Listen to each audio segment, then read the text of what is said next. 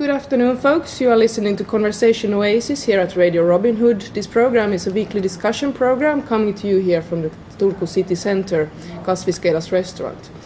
I am Nana Blomqvist. I'm a PhD student at Åbo Academy University, and I will be hosting this program today. With me in the studio this time I have, as usual, Jalal and Branko, but we have a new guest and voice here as well, Marko, who is a student in biotechnology. So this is so interesting, biotechnology, so we actually start with this topic, because usually I have these hippies and social activists around here, so now we have hard science in the room. So let's start with this topic, I think. But I have to say that I used to be Jalal, because now David is not here. David is calling me always Jalal, but my real name is Jalal, as you said. Yeah.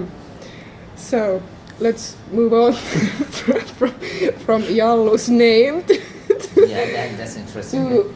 to biotechnology. So why did you decide to start studying biotechnology? When? Why?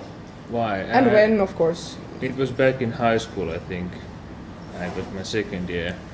I was always fascinated by the fact, about the mystery of how life, by the origins of life, how it has evolved during billions of years, and how does DNA, give life to inorganic matter. Right. Yeah, that sounds really fascinating. So you are in your third year now, so you are you have already gotten quite far. So what's your ambition now? Are you specializing on something particular? Have your passions changed since you started? Or do you still have the same sort of fascination for the same themes within biotechnology? Yeah, they have slightly shifted towards food development. I'm hoping to continue in my master's studies to become a food developer. Right. In the future. So do you have any ideas already how you would pursue that goal? Kind of vague ideas, like I'm hoping to produce something like the pulled oats, just with the help of bacteria, maybe right. Ferment some B12 vitamin to fortify it. Right. Do you have any idea? Isn't there now? I don't have the vocabulary for this because I have studied very little biology in my life. But I saw a documentary, I think, about they were trying to produce something that would resemble blood, but from plants. Yeah. That it would contain this. Is it called heme? It's heme. Heme. Yeah. Right. Do you have any insight in this particular thing? Because I love the taste of meat, but I can't. But I can't.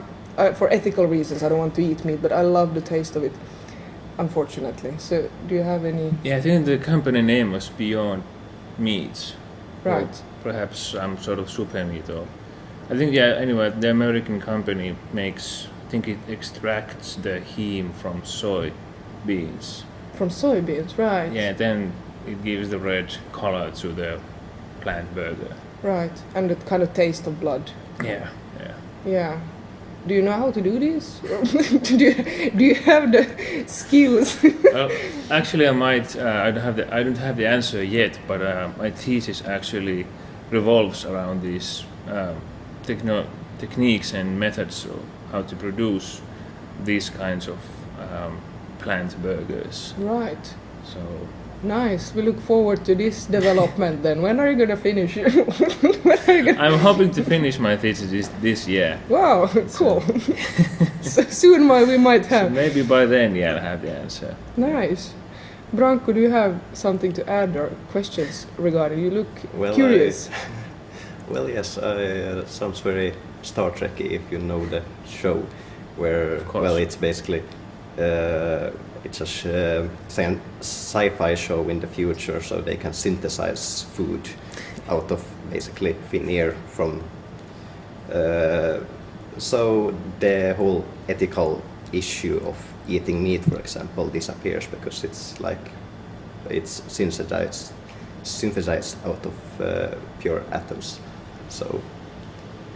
This is real science. Well, theoretically it could, yes, work, but then how you would need matter, and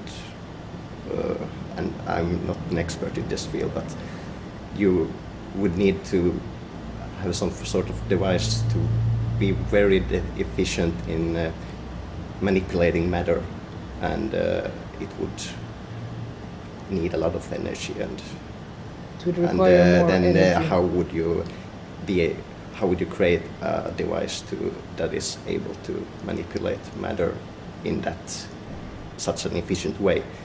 It can be done at a molecular level basically, but we can't manipulate. Theoretically. Theoretically, yes. Yeah, I'm not taking any stance in this. I'm not a physician or a chemist. Yeah, So- I'm just interested in science, and so I like to read about it, but I'm not an expert, so I don't know. I just thought about Star Trek because I really love Star Trek. So, well, I personally, though, I'm a vegetarian myself, and I have always been a vegetarian. So I grew up a vegetarian because my father and my mother was also a vegetarian. So I never tasted meat until I was like 18, or I was somewhat over 18. So I never felt a need for meat, or and when I tasted it for the first time, it wasn't bad or anything, but it wasn't anything special. So I mean, while I do get, I get why people say that they love the taste for meat because they have grown up eating meat, and you get used to the taste of it. But if you have never eaten meat, it's kind of, or if you haven't done it in a long time, then you don't really think about it too much. It's just like anything else. Like food is and taste is also something that you get used to, and when you get used to something, you want it more. But then you can look at what's the right word? Get unused to it. Yeah. Yeah, in time. I can't come up with the word right now, actually. Do Yeah. you eat meat, Marco? No. You don't. So, are you? Yeah. Exactly. So that's one of the reasons why you want to develop protein project, like vegetarian or vegan protein Yes. sort of sources. Right. So, and now I lost my track. We got into food. Guys, help me. Well, you said you don't eat meat, so how long have you been a vegetarian? Or you're a vegan or vegetarian? I went vegetarian, I think 14 months ago. Right. Actually, no wait, I went vegan 14 months ago, and then like 2 years ago or so, vegetarian. Yeah. Right. Interesting. What made you make this decision? First, I think I was browsing through my Facebook page, and then I came across some pretty terrifying numbers, or statistics actually, concerning animal agriculture and how it's, well, to be honest, like destroying the environment, forests, and deploying fisheries, and so on. So I thought, I was always passionate about keeping the environment clean and minimizing my carbon footprint. So I felt I had to do something. It's damn difficult to change the way that we are living. But for he's example, making food. for Food technology, man. We just have to make food that tastes like meat without meat. Then. Yeah, we were talking about this heme that you can extract from soybeans that tastes like blood, and so that you make like meat tasting vegan projects. as the owner of this restaurant, when I talk with people that they are not vegetarian or vegan, often they argue that historically we are meat eater, and there is no any reason that they are there for us to kill them and eat them. And they say if they even talk about the evidence that we have these teeth and these things canines, are- Canines, and but I don't know, but there are people here as our customers that they are from the childhood they have been vegetarian because their parents are vegetarian, Like and they Branko, don't for have example? any lack of any vitamin or anything wrong with their body, and they feel very healthy. Even women who they require more iron in their body or Right. but they are okay with it. Yeah, I've seen, like, Jalal, you had this not internship, but like this young boy here who did an internship here, basically. Yeah. Like this 50-year-old, very 15-year-old, wise boy who had become a vegan at that age because he had watched or he was inspired by this. Now I can't remember the guy's name, but a guy who Gary Rowski? Yeah, exactly this one. Who actually claimed, I can't back this up, or I would have to check it up actually, but he claimed, this Gary Jarowski. Jarowski, yeah. He claimed that actually humans are not made for eating meat. And he proved, like he proved his point by saying, like, yeah, if you can go and hunt a squirrel and eat it, sure, do it. But we don't have the teeth to kind of kill an animal and stuff Tear like through this. its flesh. It's difficult to prove that what we've been historically, but we were historically a monkey. We should be continue being monkey. No, we are now a different species. We are moving forward. We are evolving, and we should get changes and change our lifestyle or the way we live up to date. But we cannot just keep being in history. Yeah, I mean, if you don't live like cavemen, just ditch your phones and Wi-Fi. Yeah, like So that's not a reason, a good reason at least for me. we can cultivate our food habits as well, and even to high degree, like to advanced levels, as Marco's science, or I mean his field of science is proving, like you can actually make food, very, very new kinds of food products, which is maybe a kind of a developing technology and market, perhaps, possibly. Who knows?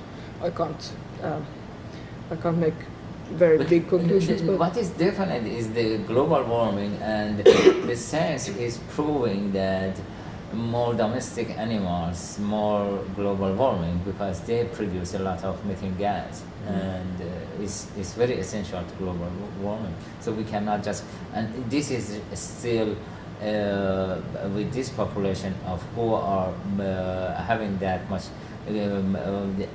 power to buy meat. But imagine tomorrow the Chinese and Indian become more richer, and then they start to become more meat eater. they So eat it's- a lot of meat as it is, in China at least, I think.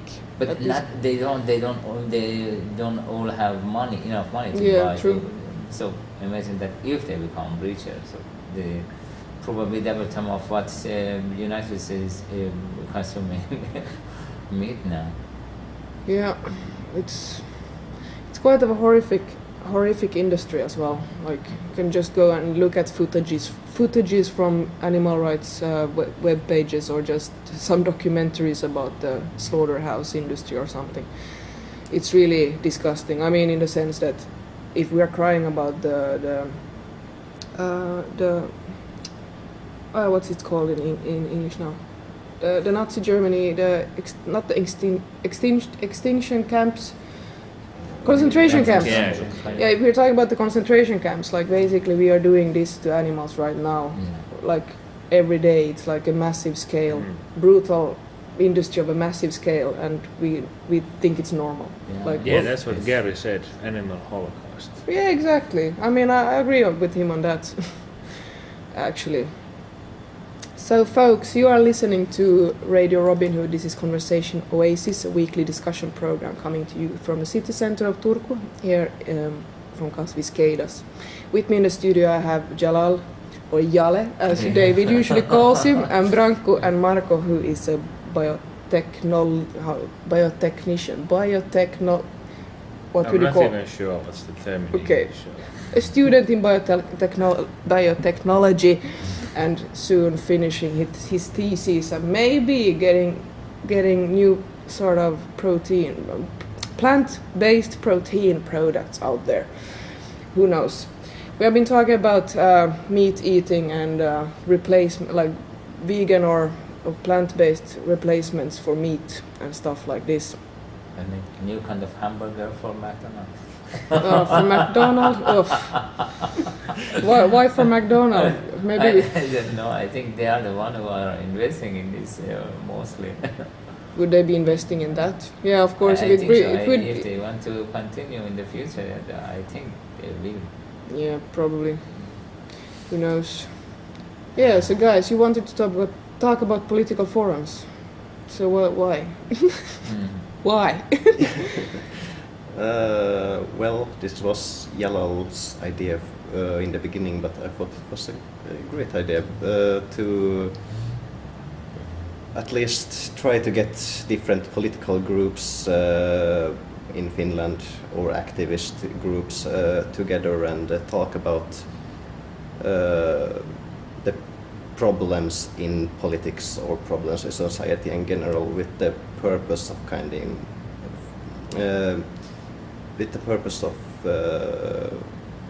trying to find ways of cooperating between, even though there's difference of ideology, to try to find something common, a common ground to be able to cooperate better with each other. And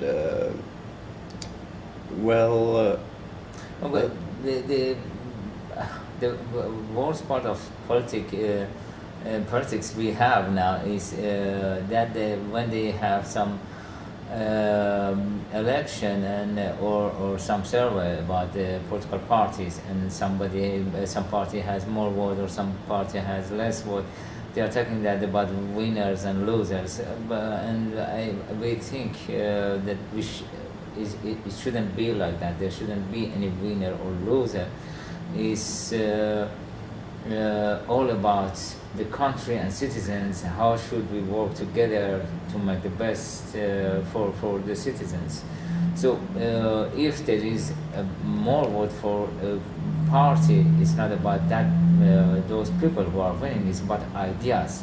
And when we are talking about the ideas, that why can't we make these ideas together?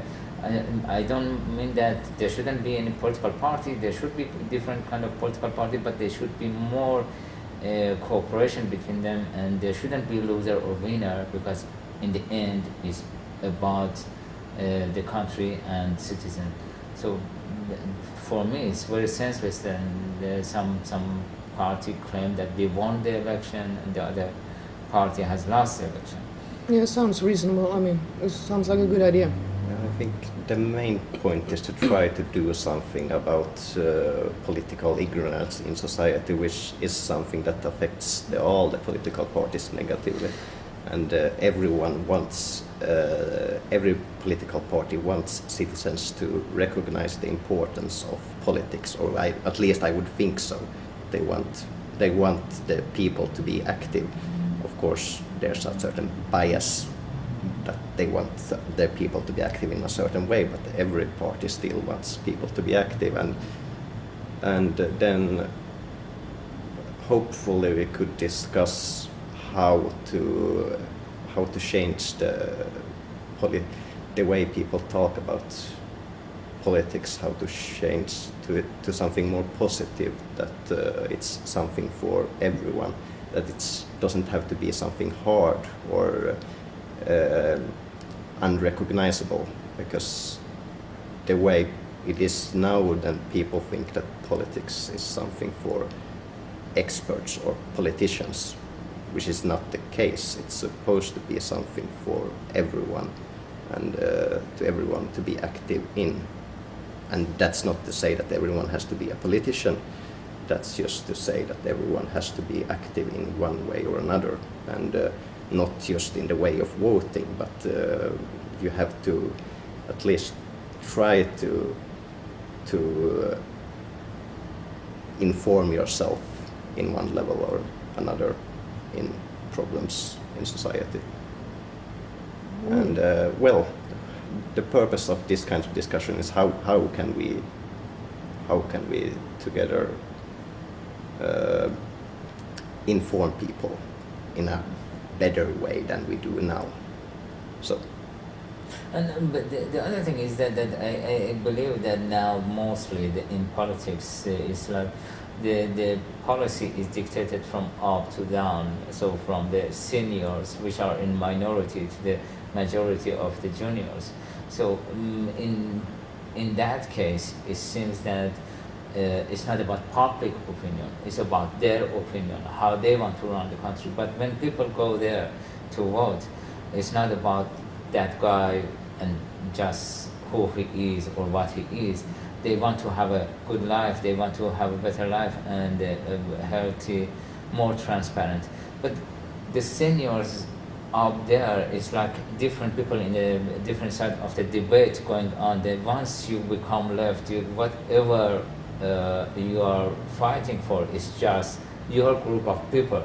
It's not about the reasonability, it's not about the right thing to do, it's just about you and your party. Right, so the practical approach to this is like also to actually offer your space here, Jalal, this restaurant, for this use, and to invite people, parties and activist groups or whatever, actually to invite and coordinate like evenings and stuff where we would come together and discuss things. Marco, do you have any passionate opinions about this?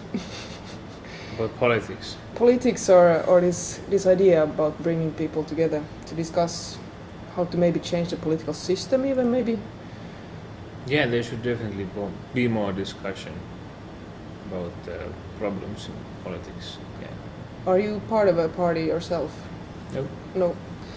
But the idea mostly is that instead of dictating the policy from up to down, I think that it has to be otherwise, from down, more pressure to the seniors that they have to listen more to the public. Yes, that the role would kind of change, that from having kind of less power and more responsibility instead of that they would be more like coordinating the decisions that has been made on lower levels rather than making decisions for or on the behalf of lower levels maybe, right? Yeah, that's true. So and this requires that juniors or the more activists sit together more and they find a common ground and to see that what they can do together for their own local area, not for, I don't know, in Turku, just for Turku, at least probably we can do something for city council. You mean to change the meeting culture in there? Well, I think if people are informed, in the end they will elect the right people. But often people are not really informed. Once in 4 years' time they go to election and mostly by pictures or by somebody is recommending somebody and then they go to vote. But they're really not informed well about these candidates that they are voting to. So I think we should be more informed about politics, what is going on in our society, in our country, and then about also people who are active politically. So they should know at least about their local candidates. Right. Yeah, it's quite of a pervasive problem, I guess. Like everything from how some laws are stipulated and how the people actually enforce their power when they gain it, and maybe. But yeah, that's the topics for discussion. Maybe do you already have like candidates, or or do you have already planned something particular? Well, I contacted Social Democrats, the Green Party, and this center, is it right in English? And Jalal contacted the Animal Party, and I still have a lot more parties and groups to contact and try to get them together. All at once?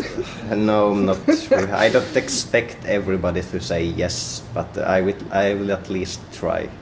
And it's difficult to establish such a culture, such a regular meeting, but we start from somewhere anyway, and we don't need an army. We need just one or two people from different party to attend, and then we see how far it goes. And so it's just a new attempt, and we leave it open. We don't want to make an obligation for anybody or any party, or it's just open kind of meeting, and let's see how far it goes. Yeah, it is nice to see how this cultural center is kind of developing now.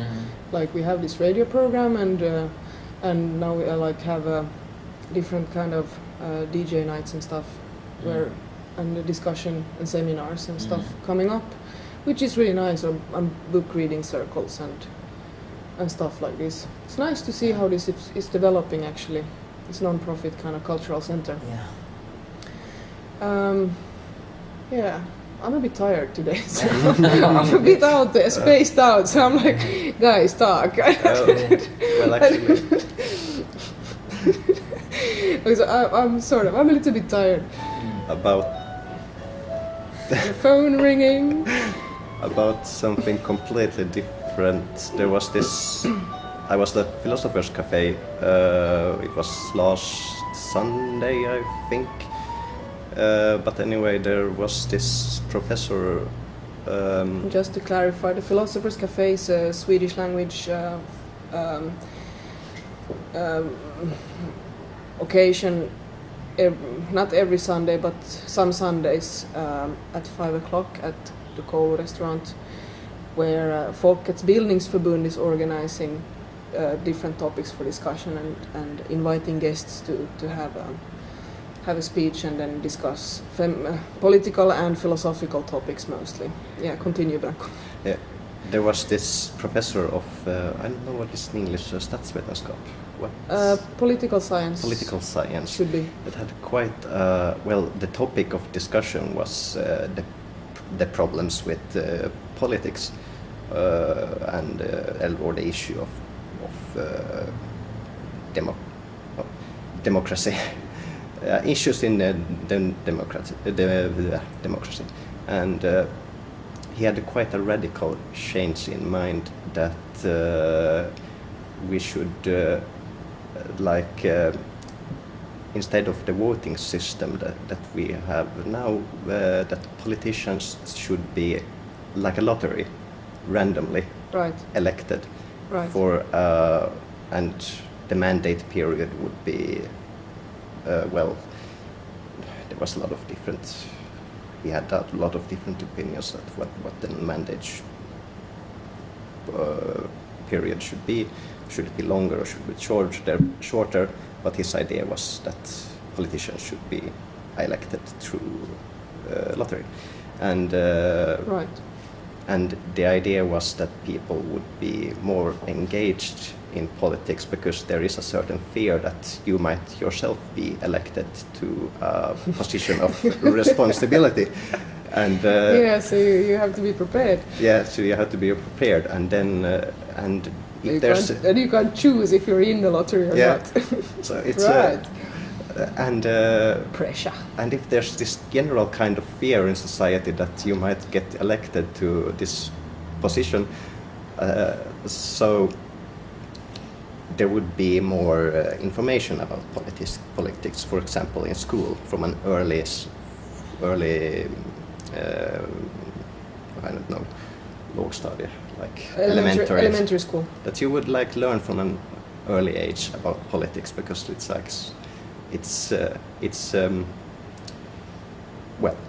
more made for everyone. Do you have any last words, Marko? Because you have been almost silent since we stopped talking about biotechnology, so I want to encourage you now to use the last seconds. Well, I'm just an engineer, so but I would add that hopefully when this government comes crashing down, the next one will listen more to the experts, not just to some docents. Yes, exactly. So, more democracy. We want more democracy. You have been listening to Conversation Oasis at Radio Robin Hood. With me in the studio here I have Jalal and Branko and Marco. And me, myself, is Nana Blomqvist. I'm a junior researcher at Åbo Academy University. You will hear us again next week with new topics. Bye. Bye.